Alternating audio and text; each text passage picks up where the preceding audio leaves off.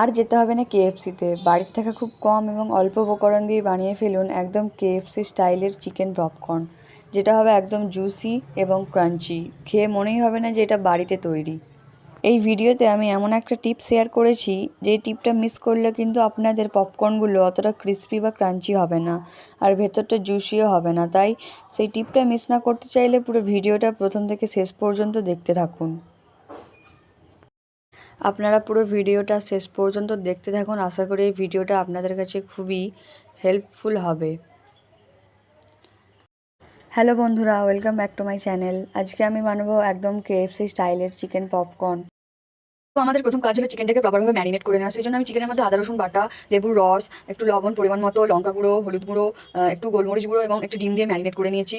তারপর একটি পাত্রে দুটো ডিমকে ফেটিয়ে নিয়ে তার মধ্যে পরিমাণ মতো লবণ এবং পরিমাণ মতো গোলমরিচ গুঁড়ো দিয়ে রেডি করে নিয়েছি ব্যাটারটা। ময়দাটার মধ্যে আমরা দিয়েছি একটু গোলমরিচ গুঁড়ো, একটু লবণ এবং একটু লঙ্কা গুঁড়ো আর কর্নফ্লাওয়ার। তারপরে আমরা এই ময়দার ভেতরে চিকেনের পিসগুলোকে দেবো, একটু করে কোট করে নেব। দেখুন চিকেনটার পিসটা আমি ময়দাটাতে দিয়ে দিচ্ছি। তারপরে ফার্স্টে একটা কোট দেব ময়দাতে, তারপর এটাকে ওই ডিমের যে ব্যাটারটা রেডি করে রেখেছিলাম সেখানে ডোবাবো। তারপরে আরও একবার এটাকে ময়দার মধ্যে ওই মিশ্রণটার মধ্যে কোট করে নিয়ে এটাকে ডাবল কাট করে নেব। তারপর এটাকে প্লেটে রেখে দিলাম। দেখুন আমার এখানে কয়েকটা অলরেডি রেডি করা হয়ে গেছে, আর এভাবে আমি সবগুলোকে রেডি করে নেব। দেখুন সবগুলো আমার প্রায় রেডি করা হয়ে গেছে। এবার আমি এগুলোকে কড়াইতে দিয়ে দেব।